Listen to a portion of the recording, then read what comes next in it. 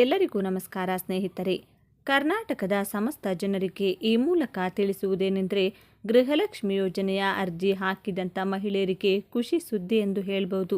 ಏಕೆಂದರೆ ನಾಳೆ ನಿಮಗೆ ಗೃಹಲಕ್ಷ್ಮಿ ಯೋಜನೆಯ 2,000 ಹಣ ಬಿಡುಗಡೆ ಮಾಡುತ್ತೇವೆಂದು ಲಕ್ಷ್ಮಿ ಹೆಬ್ಬಾಳ್ಕರ್ ಅವರು ತಿಳಿಸಿದ್ದಾರೆ. ಹಾಗೂ ನಿಮಗೆ ಹಣ ಬರಬೇಕಾದ್ರೆ ಕಡ್ಡಾಯವಾಗಿ ಎಲ್ಲ ರೂಲ್ಸನ್ನು ಪಾಲಿಸಿದರೆ ಮಾತ್ರ ಹಣ ಬರುತ್ತೆ.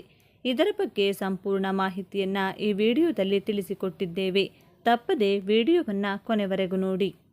ಗೃಹಲಕ್ಷ್ಮಿ ಯೋಜನೆ ಮೂಲಕ 10 ಕಂತಿನ ಹಣವನ್ನು ಪಡೆದುಕೊಂಡಿದ್ದು 11ನೇ ಕಂತಿನ ಹಣ ಯಾವಾಗ ಬರುತ್ತೆ ಅಂತ ಎದುರು ನೋಡ್ತಿದ್ದಾರೆ. ಅಂಥವರಿಗೆ ಶುಭ ಸುದ್ದಿ ಎಂದೇ ಹೇಳ್ಬೋದು. ಏಕೆಂದರೆ ಗೃಹಲಕ್ಷ್ಮಿ ಯೋಜನೆಯ 11ನೇ ಖರೀದಿ ಹಣವನ್ನು ಈ ಜುಲೈ 18ನೇ ತಾರೀಕಿನಂದು ಬಿಡುಗಡೆ ಮಾಡಲಾಗುತ್ತದೆ ಎಂಬ ಮಾಹಿತಿಯನ್ನು ಮಹಿಳಾ ಮತ್ತು ಮಕ್ಕಳ ಕಲ್ಯಾಣ ಇಲಾಖೆಯಿಂದ ಬಂದಿದೆ. ಹಾಗಾಗಿ ಇದು ಮಹಿಳೆಯರಿಗೆ ಖುಷಿ ಪಡುವ ಸುದ್ದಿ.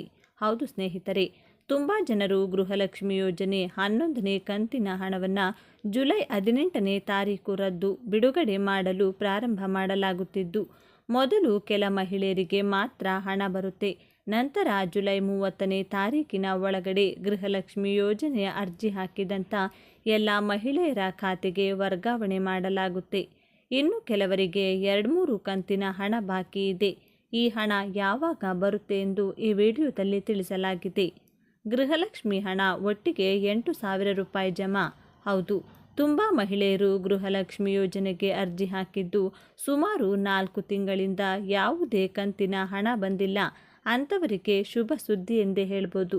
ಏಕೆಂದರೆ ನಾಳೆ ನಿಮಗೆ ಅಂದರೆ ಜುಲೈ 18ರ ನಂತರ ಮತ್ತು ಜುಲೈ 30ನೇ ತಾರೀಕಿನ ಒಳಗಡೆಯಾಗಿ ಪೆಂಡಿಂಗ್ ಇರುವಂಥ ಎಲ್ಲ ಕಂತಿನ ಹಣ ಅಂದರೆ ನಿಮಗೆ 4 ಕಂತಿನ ಹಣ ಪೆಂಡಿಂಗ್ ಇದ್ದರೆ 8,000 ರೂಪಾಯಿ, ಹಾಗೂ 5 ಕಂತಿನ ಹಣ ಪೆಂಡಿಂಗ್ ಇದ್ದರೆ 10,000 ರೂಪಾಯಿ, ಹಾಗೂ 3 ಕಂತಿನ ಪೆಂಡಿಂಗ್ ಇದ್ದರೆ 6,000 ರೂಪಾಯಿ ಹಣವನ್ನು ಪೆಂಡಿಂಗ್ ಇರುವಂಥ ಎಲ್ಲ ಫಲಾನುಭವಿಗಳಿಗೆ ಬಿಡುಗಡೆ ಮಾಡಲಾಗುತ್ತದೆ.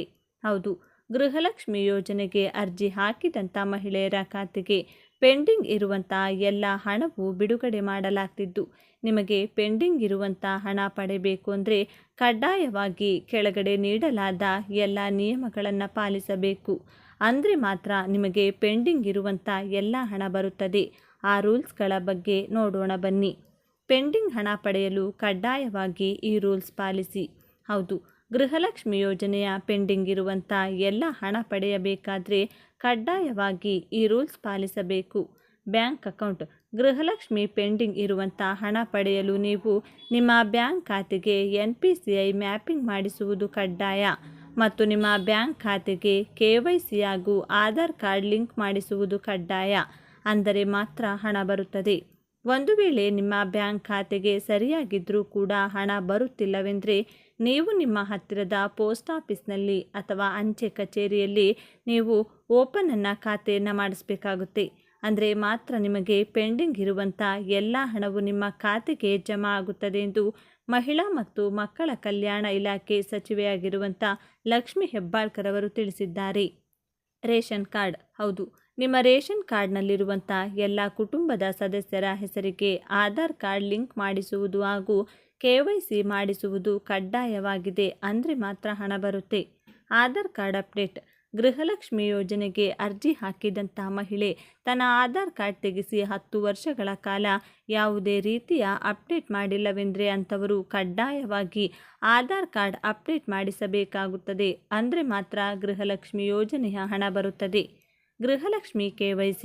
ಗೃಹಲಕ್ಷ್ಮಿ ಯೋಜನೆಗೆ ಅರ್ಜಿ ಹಾಕಿದಂಥ ಮಹಿಳೆಯರು ನಿಮಗೆ 2ರಿಂದ 4 ಕಂತಿನ ಹಣದವರೆಗೆ ಪೆಂಡಿಂಗ್ ಇದ್ದರೆ ನೀವು ನಿಮ್ಮ ಗೃಹಲಕ್ಷ್ಮಿ ಯೋಜನೆಯ KYC ಮಾಡಿಸಿಕೊಳ್ಳಬೇಕು. ಅಂದರೆ ಮಾತ್ರ ಹಣ ಬರುತ್ತದೆ.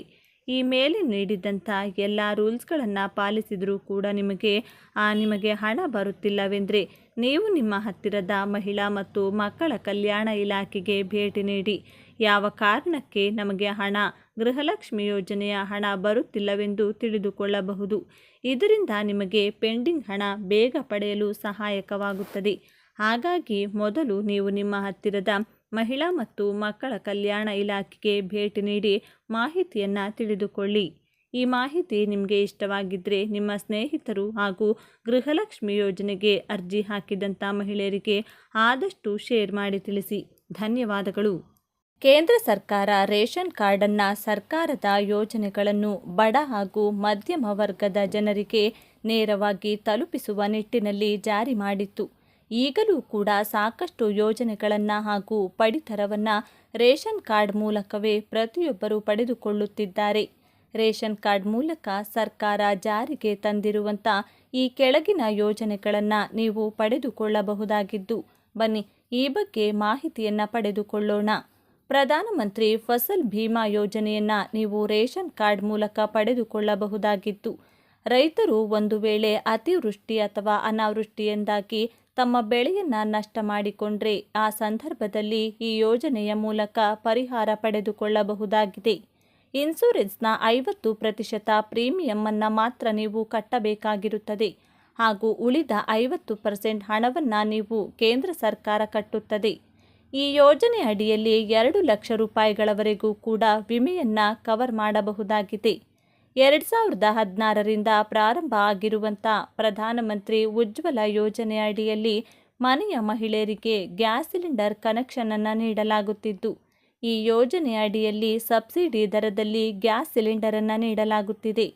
ಪ್ರಧಾನಮಂತ್ರಿ ವಿಶ್ವಕರ್ಮ ಯೋಜನೆ ಅಡಿಯಲ್ಲಿ ಕುಶಲಕರ್ಮಿಗಳಿಗೆ ಅವರ ಕೌಶಲ್ಯದ ತರಬೇತಿಯನ್ನು ನೀಡಲಾಗುತ್ತದೆ.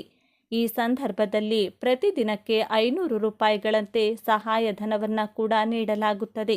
ಇದಾದ ನಂತರ ಮೊದಲ ಹಂತದಲ್ಲಿ 1 ಲಕ್ಷಗಳವರೆಗೆ ಸಾಲ ಸೌಲಭ್ಯ ನೀಡಲಾಗುತ್ತದೆ. ಕೇವಲ 5% ಬಡ್ಡಿ ದರದಲ್ಲಿ ಈ ಸಾಲವನ್ನು ನೀಡಲಾಗುತ್ತದೆ. ಎರಡನೇ ಹಂತದಲ್ಲಿ 2 ಲಕ್ಷ ರೂಪಾಯಿಗಳವರೆಗೆ ಹಣವನ್ನು ನೀಡಲಾಗುತ್ತದೆ. 18ರಿಂದ 59 ವರ್ಷದ ಒಳಗಿನ ಅಸಂಘಟಿತ ವಲಯದ ಕಾರ್ಮಿಕರಿಗೆ ನೀಡುವಂಥ ಶ್ರಮಿಕ ಕಾರ್ಡ್ ಯೋಜನೆಯನ್ನು ಕೂಡ ಈ ಮೂಲಕ ಪಡೆದುಕೊಳ್ಳಬಹುದಾಗಿದೆ. ಇದು ನಿಮ್ಮ ಮನೆಯ ಮಕ್ಕಳ ವಿದ್ಯಾಭ್ಯಾಸ, ಮದುವೆ ಹಾಗೂ ಇನ್ನಿತರ ಸಹಾಯಕ ಕೆಲಸಗಳಿಗೆ ಮಾತ್ರವಲ್ಲದೆ 60 ವರ್ಷಗಳ ನಂತರ ನಿಮಗೆ ಪೆನ್ಷನ್ ನೀಡುವುದಕ್ಕೆ ಕೂಡ ಸಹಾಯ ಮಾಡುತ್ತದೆ. ಕೇಂದ್ರ ಸರ್ಕಾರದಿಂದ ನೀಡಲಾಗುವಂಥ ಉಚಿತ ಹೊಲಿಗೆ ಮಿಷನ್ ವಿತರಣೆ ಯೋಜನೆಗೂ ಕೂಡ ರೇಷನ್ ಕಾರ್ಡ್ ಪ್ರಮುಖವಾಗಿ ಬೇಕಾಗಿರುತ್ತದೆ. ಮಹಿಳೆಯರಿಗೆ ಸ್ವಾವಲಂಬಿ ಜೀವನವನ್ನು ನೀಡುವುದಕ್ಕೆ ಇದು ಸಹಾಯಕವಾಗಿದೆ. ಪ್ರಧಾನಮಂತ್ರಿ ಕಿಸಾನ್ ಸಮ್ಮಾನ್ ಯೋಜನೆಯ ಅಡಿಯಲ್ಲಿ ವರ್ಷಕ್ಕೆ 6,000 ರೂಪಾಯಿ ಸಹಾಯಧನವನ್ನು ರೈತರಿಗೆ ನೀಡುವಂತಹ ಕೆಲಸವನ್ನು ಕೇಂದ್ರ ಸರ್ಕಾರ ಮಾಡುತ್ತಿದೆ. ಇದನ್ನು 2,000 ರೂಪಾಯಿಗಳ 3 ಕಂತುಗಳಲ್ಲಿ ರೈತರ ಖಾತೆಗೆ ನೇರವಾಗಿ ವರ್ಗಾವಣೆ ಮಾಡಲಾಗುತ್ತದೆ. ಕೊನೆಯದಾಗಿ ರೇಷನ್ ಕಾರ್ಡ್ ಮೂಲಕ ನಿಮ್ಮೆಲ್ಲರಿಗೂ ತಿಳಿದಿರುವ ಹಾಗೆ ಕೇಂದ್ರ ಸರ್ಕಾರ 5 ಕೆಜಿ ಅಕ್ಕಿಯನ್ನು ಉಚಿತವಾಗಿ ನೀಡುತ್ತಿದೆ. ಇದು ಪ್ರತಿಯೊಬ್ಬರ ಮನೆಗೂ ಕೂಡ ಉಚಿತ ರೇಷನ್ ಸಿಗಬೇಕು ಎನ್ನುವ ನಿಟ್ಟಿನಲ್ಲಿ ಜಾರಿಗೆ ತರಲಾಗಿದೆ.